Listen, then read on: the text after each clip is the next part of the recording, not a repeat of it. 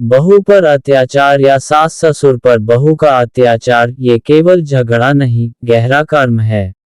एक ही घर है, एक ही छत है, लेकिन उसी घर में कभी बहू रोती है तो कभी सास ससुर। कहीं बहू पर अत्याचार होता है तो कहीं सास ससुर बहू से डरते हैं। सवाल यह नहीं है कौन सही है, सवाल यह है ये कर्म इतना कड़वा क्यों बन गया।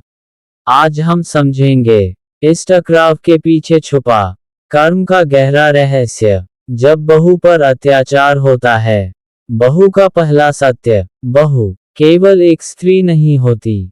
वह अपने पूरे संस्कार, डर, उम्मीदें और सपना लेकर दूसरे घर आती है। लेकिन जब उसे ताने मिलें, तुलना की जाए, दहेज का दबाव हो या पति का साथ न मिले, तो बहू का मन धीरे धीरे टूटने लगता है। अत्याचार कैसे शुरू होता है? अक्सर ये मारपीट से नहीं, शब्दों से शुरू होता है। तुम कुछ नहीं जानती, हमारे घर की रीति नहीं समझती, तुम्हारी वजह से बेटा बिगड़ गया। ये शब्द बहू के आत्मसम्मान को हर दिन थोड़ा थोड़ा मारते हैं।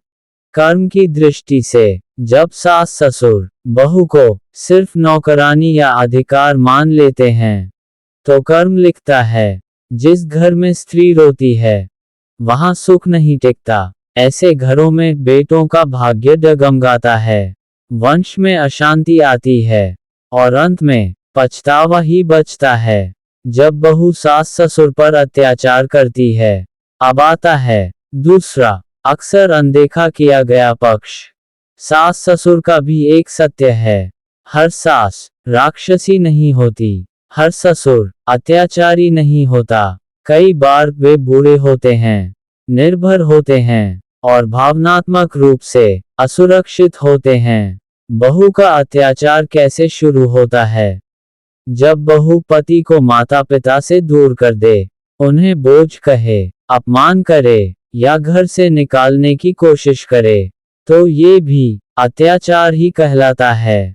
आज बहुत से माता पिता अपने ही घर में डर के साथ जीते हैं। कर्म का कठोर नियम, कर्म कहता है जो बहू सास ससुर का अपमान करती है, उसे स्वयं सास बनने पर वही पीड़ा मिलती है या अपनी संतान से वही व्यवहार सहना पड़ता है। कर्म पीढ़ी दर पीढ़ी पूरा होता है। असली जड़ क्या है? सास बहू या बहू सास का युद्ध असल में अहंकार का युद्ध है। मेरी चलनी चाहिए, मेरा बेटा, मेरा घर। जहां हम खत्म हो जाता है, वहां कर्म कड़वा हो जाता है। पति की भूमिका सबसे बड़ा मौन अपराध। इस पूरे संघर्ष में सबसे बड़ा दोषी अक्सर कोई और नहीं, पति होता है। जब पति चुप रहता है, पक्ष नहीं लेता या दोनों को लड़ने देता है, तो वह कर्म को और जहरीला बना देता है।